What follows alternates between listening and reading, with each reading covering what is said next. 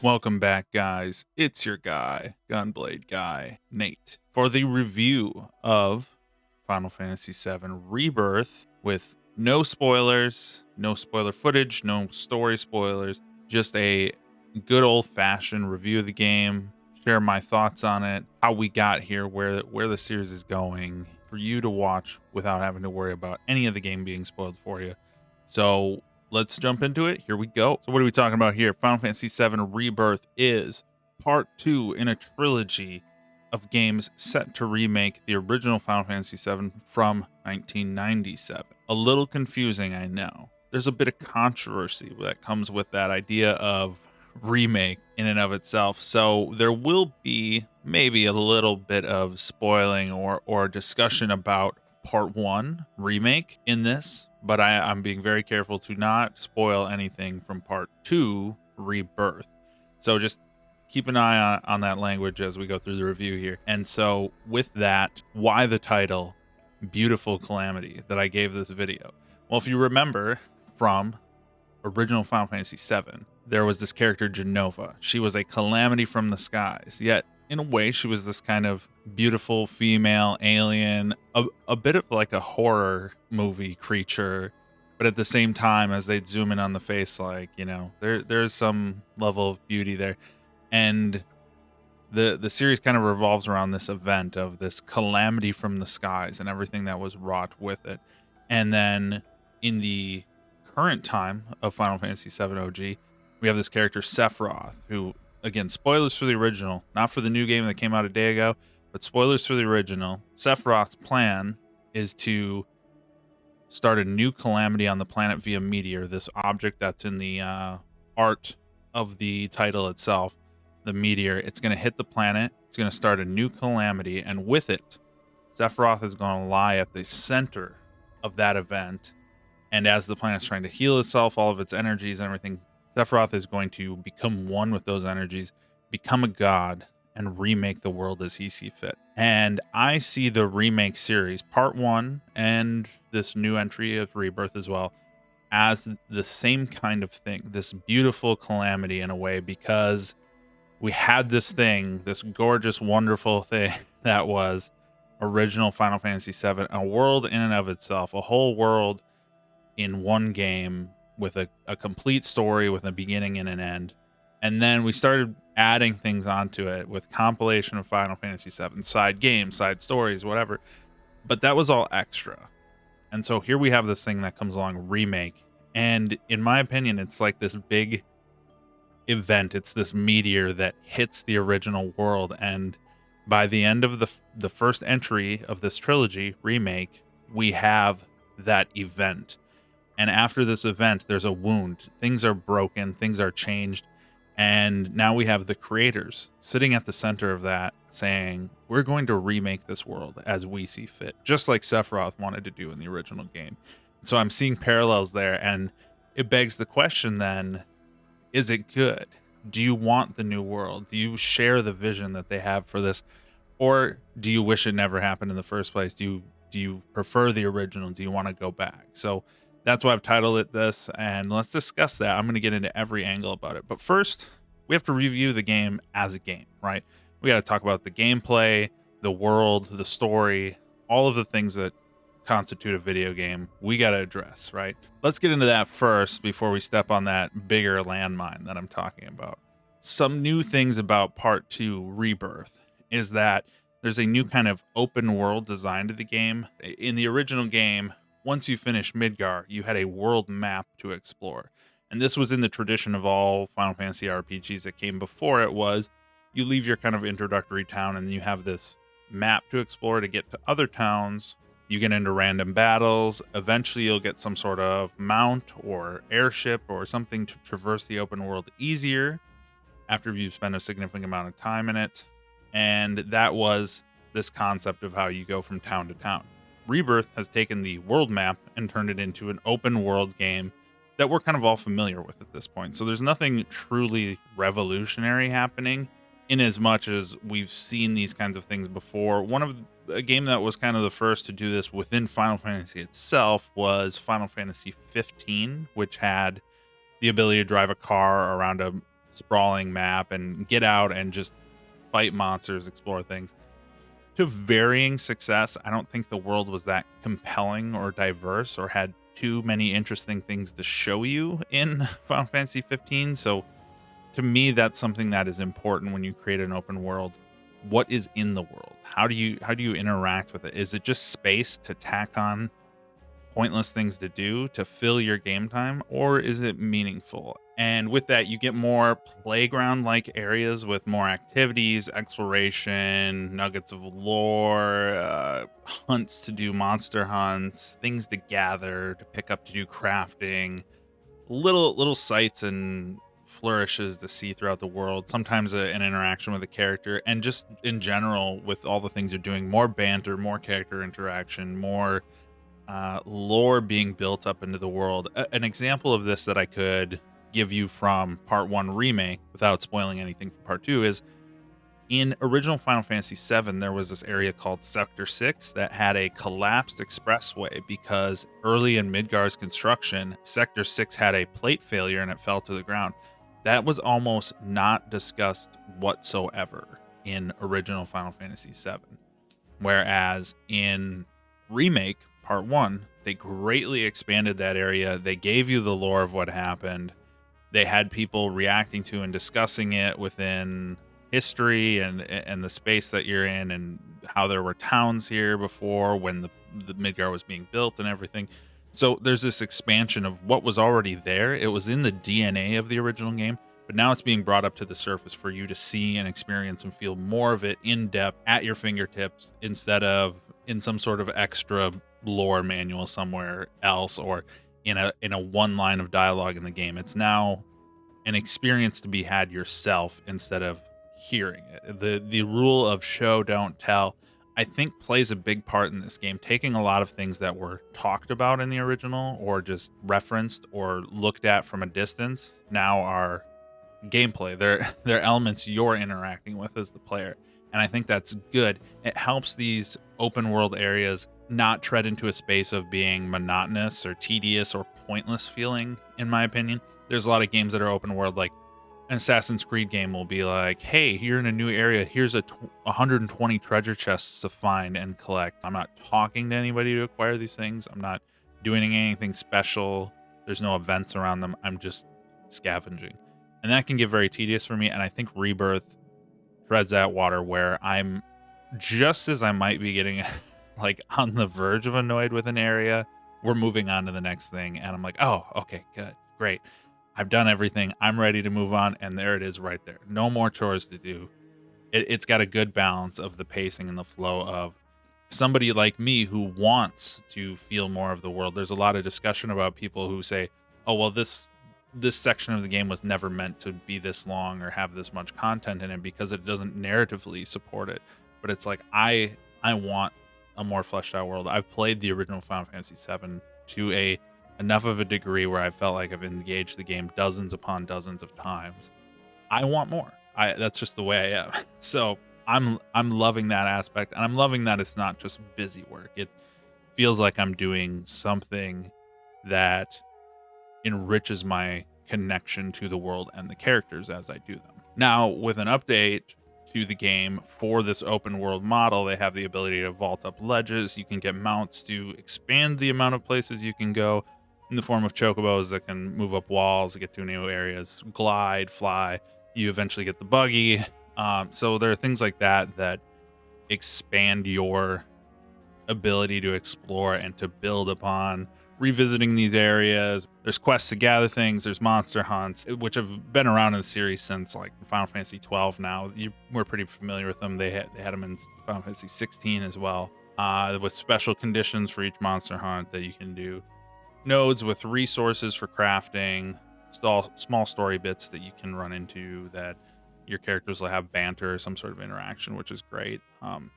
You'll still encounter, like in the original game, if you picture the world map as this thing of there's a town, there's maybe a side thing to do like a cave, or like Fort Condor, for example, in original Final Fantasy was this detour you could take, but then Junin was your next breakpoint, and then from Junin you're taking a boat over the seas. The game will have those breakpoints where you're progressing the story into a new area that's like a hard break point, and you've now got a large event to do. And I gotta say, those events are pretty satisfying and much richer than the original. So I always look forward to doing those. And sometimes I'm racing to do those. So that's pretty cool. Now, I think for me, the most important update to this game, it's got additional content. It's bigger, it's badder. They're doing story stuff.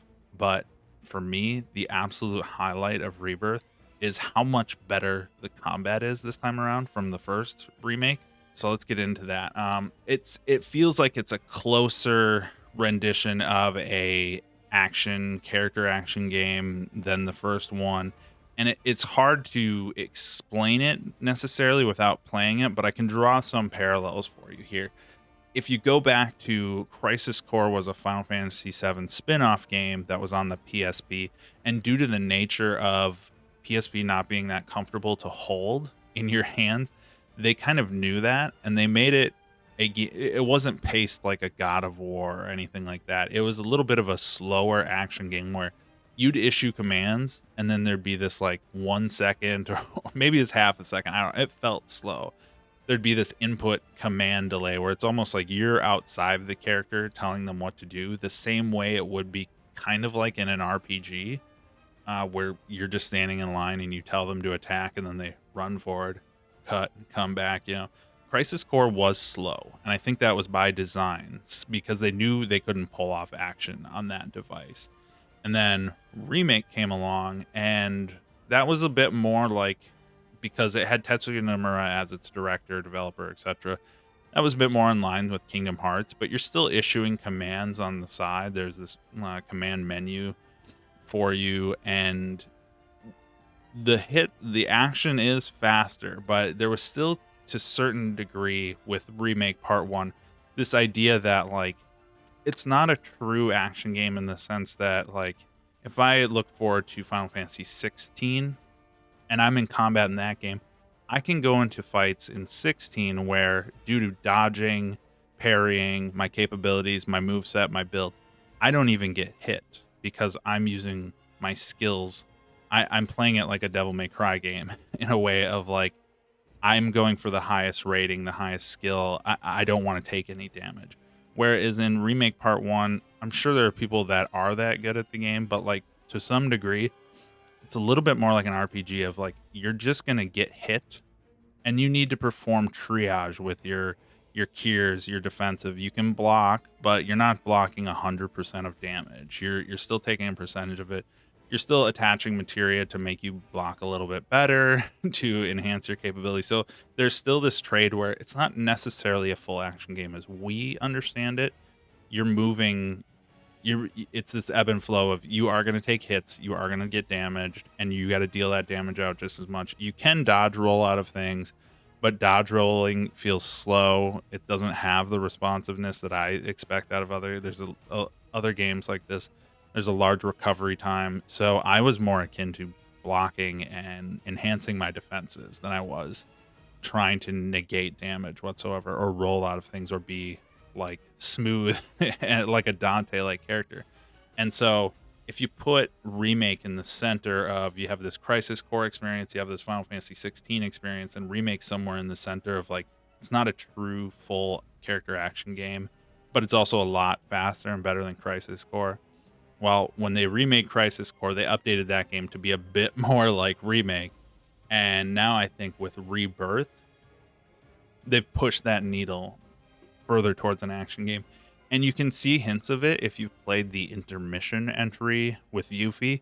There's a lot of things that they've made the game play so much better in that intermission entry that have carried over just naturally into Rebirth. It's hard to explain if you're not playing it, but I'll try and elaborate a little bit. The button presses just feel more responsive, more just instantaneously reactive. Gap closers for Cloud to rush to the next enemy. It's not about your positioning or your spacing or any of that stuff. It's really about what combos are you laying down and getting you back into action faster. In intermission, Yuffie had a much easier time connecting with enemies in the air and just getting up there and meleeing them than in the first entry. And I see that in Rebirth as well. I was playing as Tifa, and she just gap closed to a target in the air, comboed them, could perform her moves in the air as well.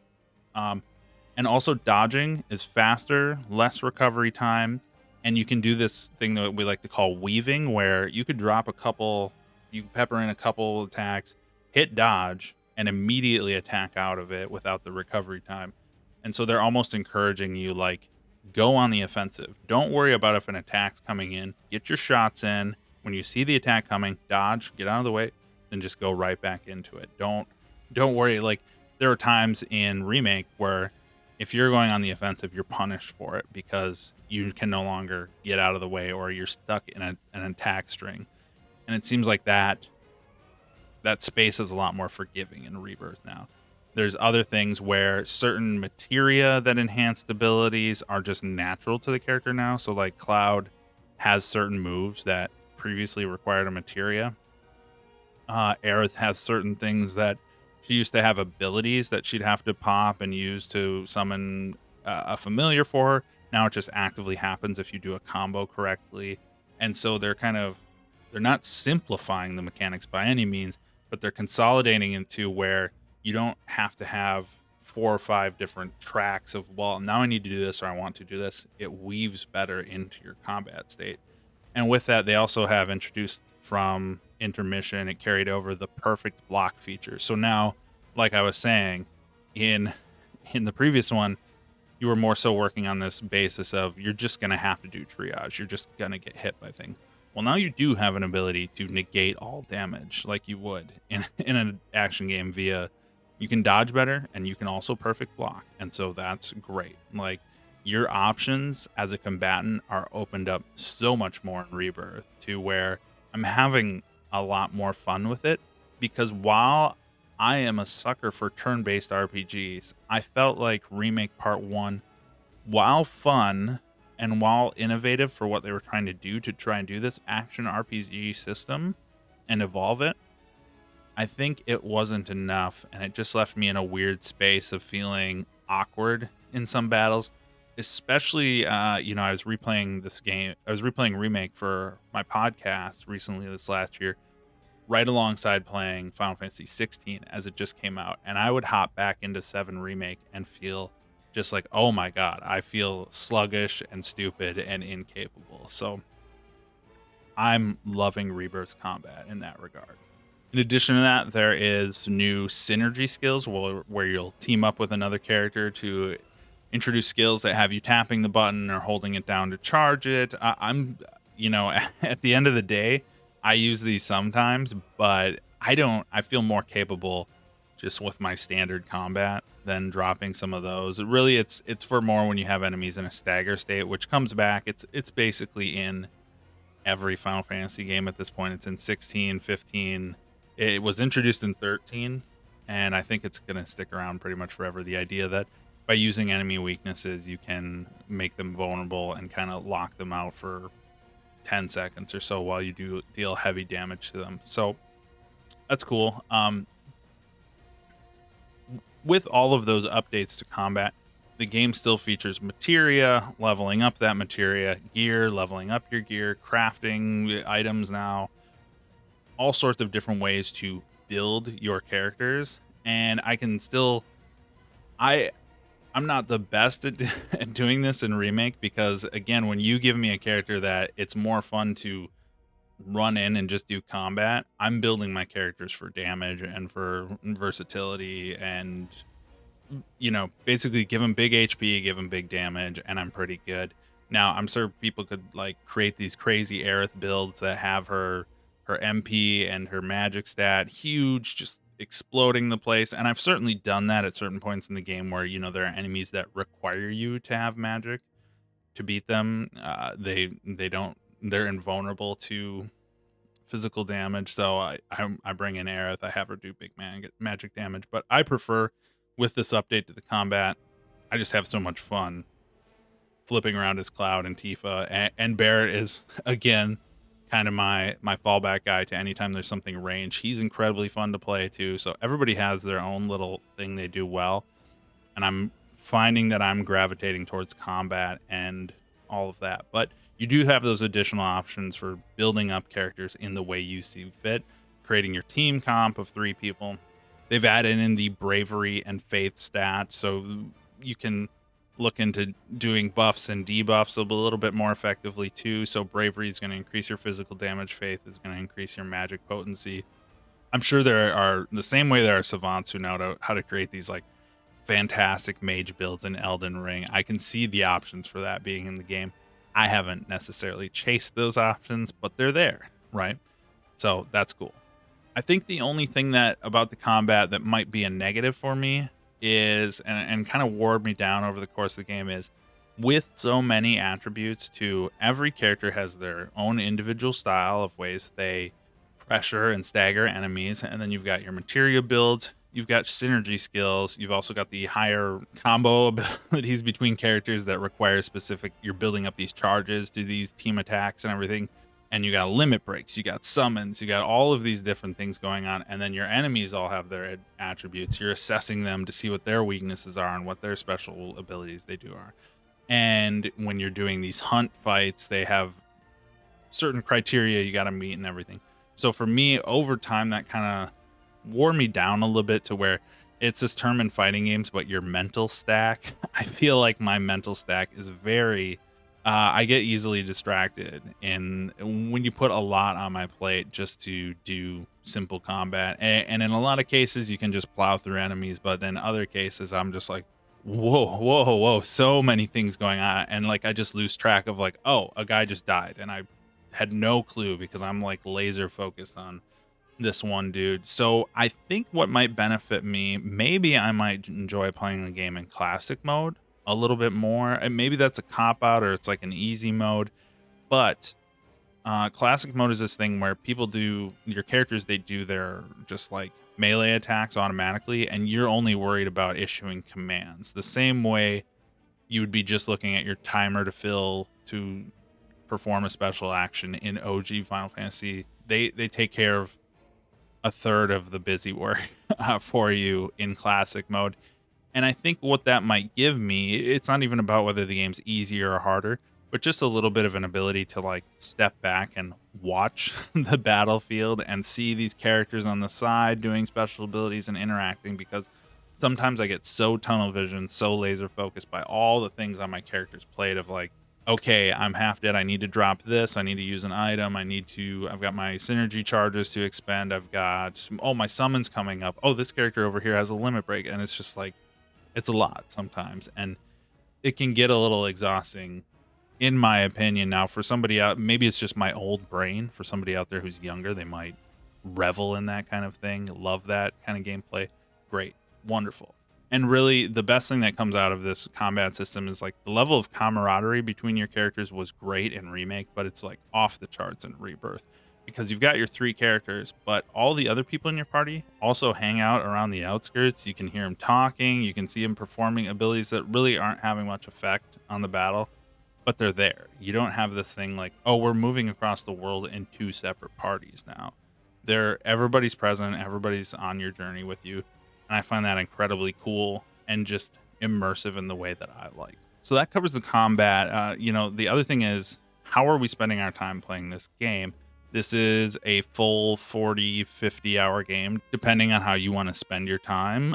One thing I've seen a lot about both Remake and this game is the level of padding from the original. And I kind of think of it this way. It's like, if the original didn't exist, would you still consider this game padded? Because I find a good 75% of the things of side quests I'm told to do as interesting. And a game I love to death, Xenoblade Chronicles.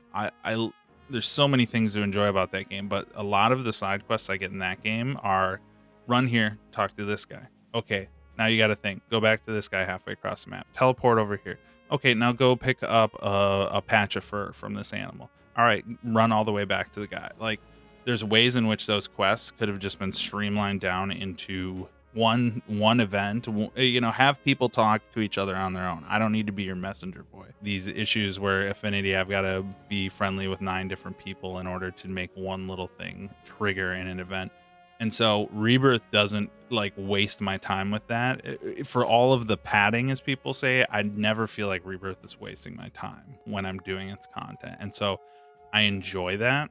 Now, let's talk about this stretch of the game in OG's world. This was basically once you finish Midgar, you're following the rumors of Sephiroth because Cloud feels he's the real threat. And so you're chasing a man in a black cape all over the world. So the main plot isn't necessarily progressing all that much.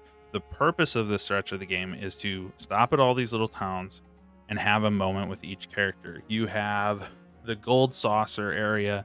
You meet a character, but you also learn about Barrett's history in OG.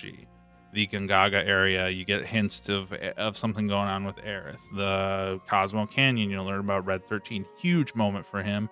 Nibelheim, Tifa, Cloud, Vincent, if you figure out what's going on with him.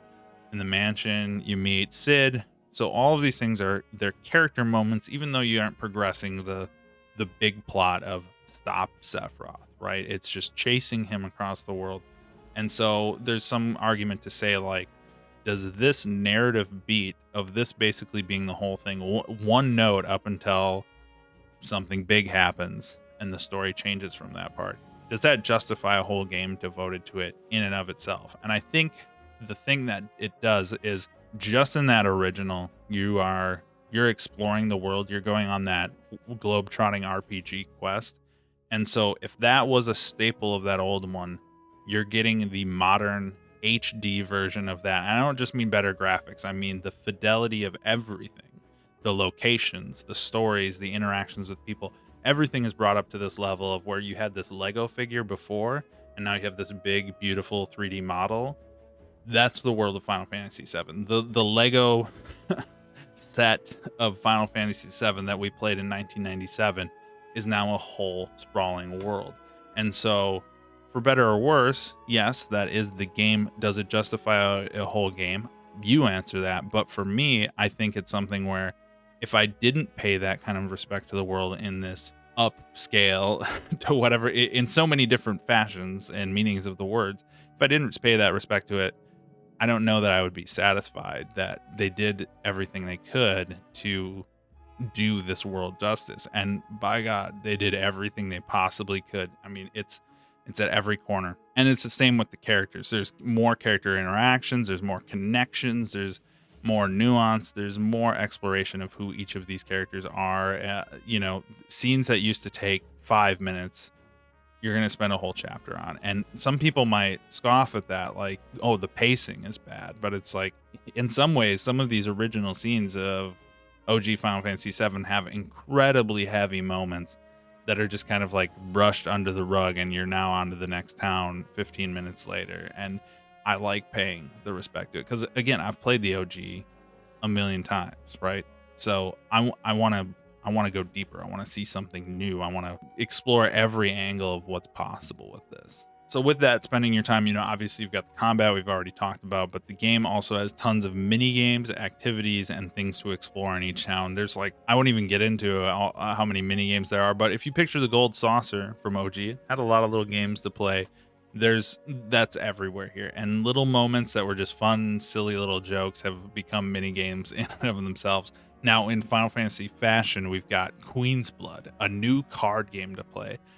Final Fantasy VIII had a card game. Final Fantasy IX had a card game. 10 had Blitzball, not a card game, but still a full-ass game within a game.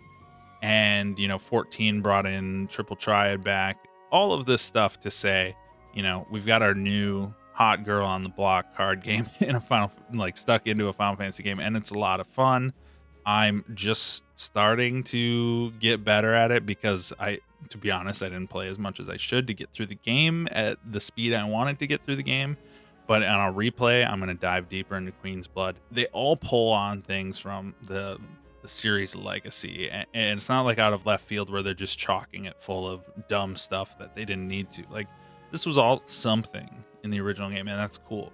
I can see where people might find that annoying to some point, but back in the day, that was the charm of original Final Fantasy VII. It was so many things to so many different people. It was such a weird game in a lot of ways. And so this game can get wacky and weird and pull you on so many different threads that a modern game designer might say, "Oh, it lacks focus, it lacks pacing, it lacks this," but it's like, I got news for you. Back when we had that in Final Fantasy VII in '97, we loved it. I didn't want this game to end, and every time I took a little detour or do something different, I was pleasantly surprised. And I think that can lead into us talking about the story, which, again, no spoilers, can't really talk about the story. Can give you a little tidbit of what to expect in this regard by using an example from Remake Part 1. So, if we look at OG Final Fantasy VII, we're in the Shinra building and we need to move up the floors and get key cards. Now there's this character, Mayor Domino, who he's bored because he doesn't really do anything as the mayor of a city run by a corporation, right? And so to get back at them, he's going to give you a key card to the next floor if you play a little game with him. Great. Now in Remake Part 1, Mayor Domino is recontextualized as the mastermind behind the Avalanche Resistance, coordinating these factions against Shinra, coordinating an open terrorist rebellion against the company from within the building itself. And he's been scrubbing all the footage of you infiltrating. He's been covering your tracks. He's been looping you in on things. And he's going to get you out of the building. He's got plans to get you up to the next floor, everything. He is a total mastermind. So if you think of that simple, funny, goofy example from OG that was expanded into this whole big overarching thing to explain so many silly cartoonish moments of the original game, I think that's the perfect example of what you get basically through all of Rebirth. These bite-sized, charming little set pieces that we all loved from the original are blown up and created into these bombastic spectacles.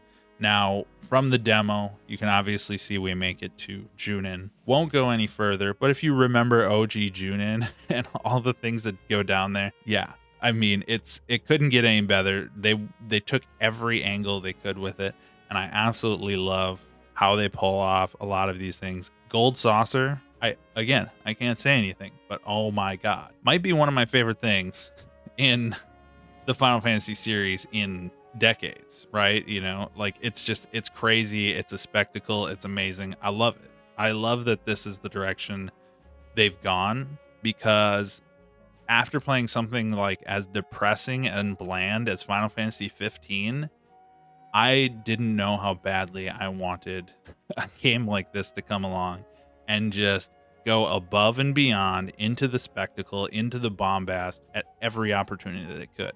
And so this game does that. It is the Mayor Domino rework through and through, every aspect, every scene, every location you go, expanded, exploded, whatever you want to say. And personally, I love it. I couldn't have asked for more, honestly. The same goes for the characters too. The amount of interactions you get with them, the amount of growth you get with them, the team building. I felt like in Remake Part 1, the onion of Cloud and Barrett's relationship was peeled a lot earlier and got a lot deeper, because you are playing a whole game with him as opposed to 4 or 5 hours with him. So rightfully so, you build that connection with him, and now all the characters are coming together. All the characters are having moments with each other.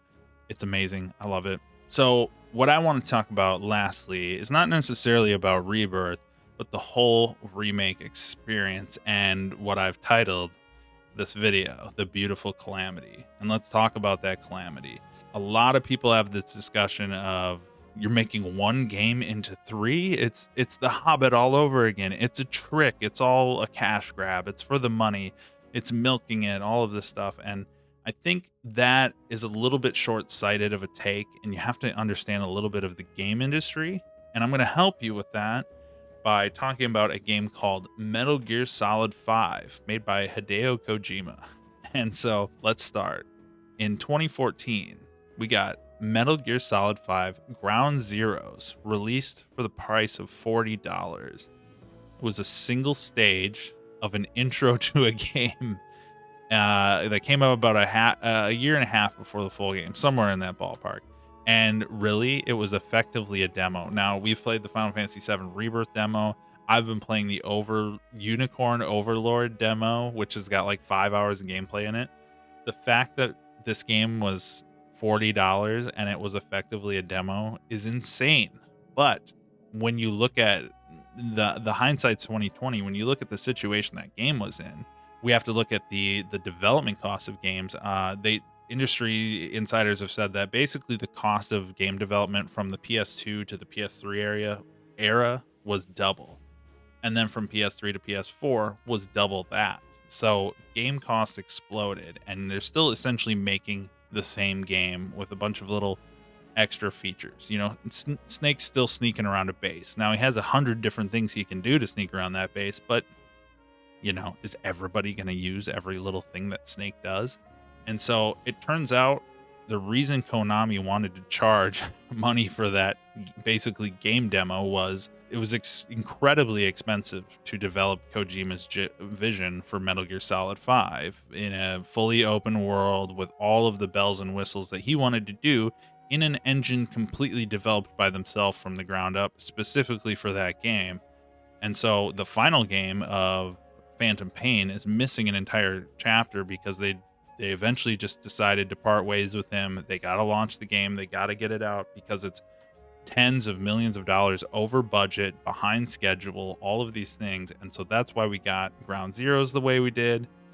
All of these things, huge mess, right? Because the scope, the scale, they just bit off way more than they could chew for the budget they had and what they wanted to accomplish. But I love that game. So, you know, I can't complain that they went to that length, but it sucks that it couldn't have been done in a better way, right?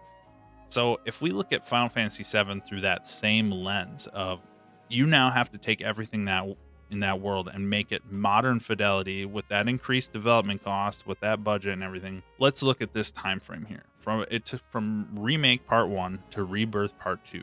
Took 4 years to launch the next entry of the game.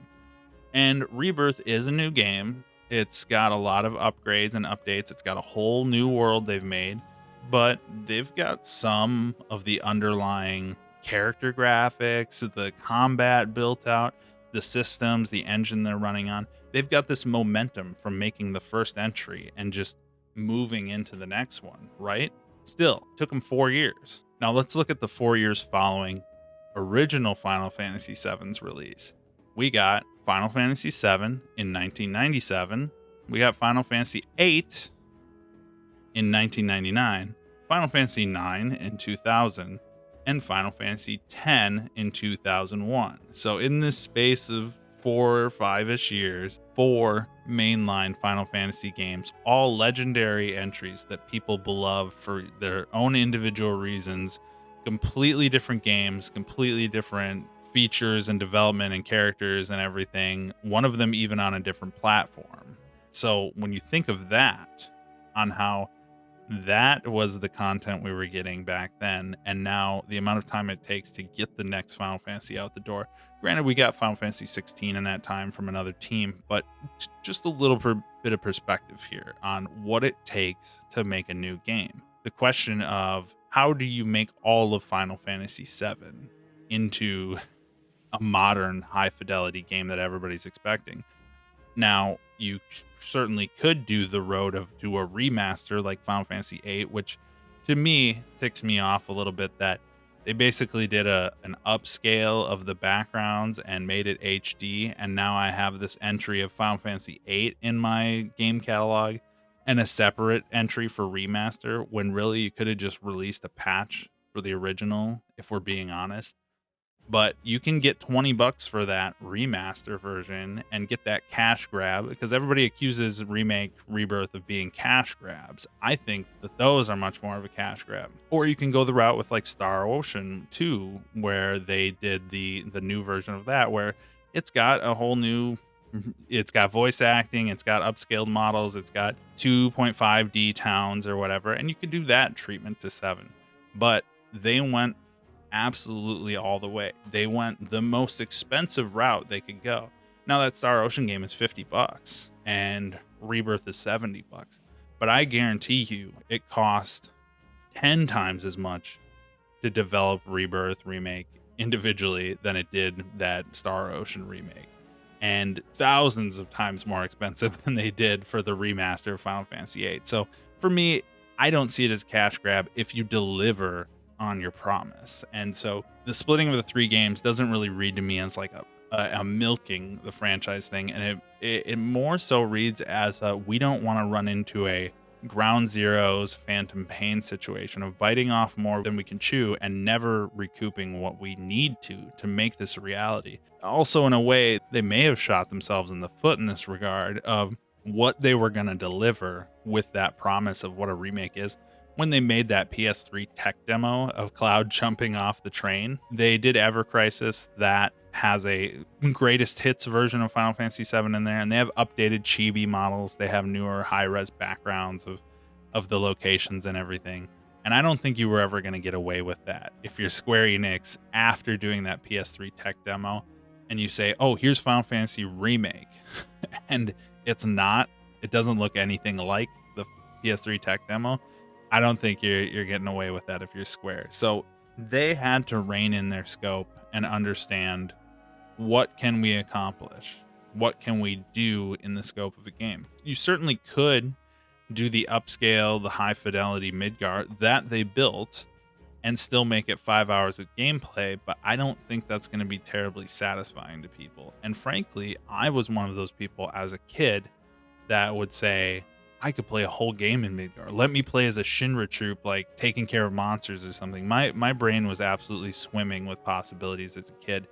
I've said this on my podcast, but I got into art at the level I do now to this day at age 11 because I was drawing mages and dungeons and things made out of slum scrap, and I'd have little paper cutouts of characters moving across and like taking turns fighting each other and developing my own RPG combat systems and just drawing these crazy locales that I was taping together pieces of notebook paper to properly fit everything I wanted to do on a piece of paper. And so Final Fantasy VII's Midgar inspired me to do that. Now, I don't know that Fort Condor or Costa del Sol would have inspired me in that same way. I wanted Midgar. As soon as we left Midgar, I wanted to go back to Midgar. So, Remake for me being all in Midgar, I don't know that I have a complaint about that, right? And I feel the same way about Rebirth. Like, they took every tiny little thing about the world that they could and just pulled every morsel and nugget of sustenance out of that. And personally, I like that because I think you don't want to come out of it saying, man, I wish they had done this. You want to go out of a situation knowing you did everything you could. And that's how I feel about Rebirth. I think that's great. I don't mind them being separate entries. And frankly, like, I'd rather it be this way than take 20 years to develop, because with inflation, by the time it comes out, we'll be paying $200 for it anyway, right? I think the result shows like they aren't just sitting on their hands. They aren't lazy. They're doing stuff here. They're making things happen with this game. And like I said, the combat's updated, and it's not just like, oh, slap the same system in there, man. I'm loving the combat so much more than the first entry. So somebody came in there and said, here's what's working, here's what's not working. We're going to refine, we're going to iterate. We're not just going to crank out the same thing in between part 1 and part 2. So that's amazing to me that they did that instead of just, all right, drop in new monsters, drop in new, higher stats, make it so your health goes up to 20,000 instead of 10,000. Like, that's the easy answer for RPG sequels or ones that are building off of previous entries. And they didn't take the easy answer in my regard. And lastly, we have to talk about, if you've played Remake Part 1, if you don't want to spoil any of that, then maybe this video wasn't the best for you to watch. But this is a review of Rebirth. So what are you doing here? The changes to the story. A lot of people disagree with them. They say it robs characters of their moments or whatever. But I think all said and done, with the craziness that happens over the course of Rebirth 2, I will say this is not a spoiler. They spend a lot of time being very careful to tell you original Final Fantasy is still right there for you. We're not changing any of that, right? If you know the ending of Remake, you know what I'm talking about. And Remake it's being reborn into a new thing in its own space that it can exist and be what it needs to be new and exciting for people. Like, I walked into this more excited for Rebirth than I was excited for Remake, because walking into Remake, I thought it's going to be everything I know about the game, just flashier looking and faster. Cool. I'll play it. Yeah, I'll get it when it comes out. Play it And then by the end of it, I was like, "What? Huh?" Right? And going into Rebirth, I was more intrigued for and I'd say whatever the next entry is, super intrigued for that one too now because of the direction they took. But I've also taken some time to watch some streamers and YouTubers just who play Remake for the first time without ever playing 7 OG. Like, Remake is their first experience, and they too are just blown away by the whole thing. Isn't confusing or convoluted or weird to them. The mystery is there, and it's tantalizing and exciting, and it's pushing them right into the next entry. I'll recommend a YouTuber much bigger than me. Her name is Casticlism. I watched her playthrough Remake. She was blown away by the game and super enjoyed it, and is now like all sucked in. So if that's what the Remake series is doing for the player base, then by all means, that's great. And you could say like, well, that original story would have been just as motivating and captivating to them. I don't know that the buzz to pull more people would have existed of like, if us, the veterans, are all saying, "Yeah, it's the old game, it just looks prettier now." It's like, do people wanna play a 30-year-old game that just looks prettier? And so I think the buzz coming from us and in the community and everything of all our minds just blown by what's happening to the series, I think that's a good thing, that it's like, as the game puts it, the unknown journey. We're stepping into this unknown journey, and I think that's cool. And it still pays all of the respect to all of the original moments for the most part, except for a handful of them. But you know, like I've said this 1,000 times, but when we go back to Remake Part 1, like, were we gonna end a game with Motorball? Was that gonna be the last boss of a game? I always knew that like they're gonna have to do something. Like, in my head, I thought the Nibelheim flashback is going to be the ending of somehow, like, that was going to be the ending of Remake Part 1 after we leave Midgar, because they've got to give us some morsel of the A plot instead of President Keel's over, go fight Motorball, right? They've got to give us something, or like Rufus driving a big mech or turning into a demon or whatever. Like, I don't know. They got to do something because Motorball can't be the last ball. And they absolutely delivered on that, but they also delivered on it's a whole ass experience. Like, there's a whole arc happening here instead of just hints at something coming later. So I think that was the most important thing in splitting these games up, is like, how do you deliver complete experiences within each one without taking on that colossal task of doing all of 7 again in one game. And I think they pulled it off. I entered Rebirth with an air of excitement that I didn't previously have. And at the end of the day, I found that it felt just as new as it possibly could have from a game that I've played 100 times. How did a game that I've played 100 times feel new to me? And that's what Rebirth pulled off here. And it's still a reflection of what it was. It still pays homage to what it was, even if it doesn't have some specific little moment play out that was your most important moment. There's other moments that are more important to me that it completely paid respect to and handled perfectly in every way, by changing things, by doing it differently, or by giving me a deeper character dynamic or something I didn't know I wanted until I saw it. So I think that's beautiful. So the Calamity for me, the reforging of the world, the beauty of it is we still have that original world there for us. We don't have this Warcraft 3 reforged situation where overnight the original game just disappeared and was deleted from our library and patched out of existence. We have OG, we have the Remake series, and the two of them exist in their own little worlds. The Cataclysm hit, and the Calamity from the skies, the meteor hit at the end of Remake, and what we have now is something new and beautiful, and I love it. So thanks for dropping by. That's my review. I like to talk, as you can tell. This is not a short review by any means, but if you stuck around for the whole thing, think about dropping a like or subscribe. Think about checking out our podcast, the Hero with 1,000 Potions podcast, where we do an analysis of Final Fantasy VII Remake and OG at the same time in tandem with my buddy Tyler, fellow Gunblade guy. You can find that wherever podcasts are. We're wrapping up Remake soon. Would have liked to have it done by Rebirth, but hey, what are you going to do? Life gets in the way sometimes. So appreciate you watching, listening, wherever you are. If you're on our Discord with our buddies, check it out. Join us, have a blast. Love ya. Peace out. Later.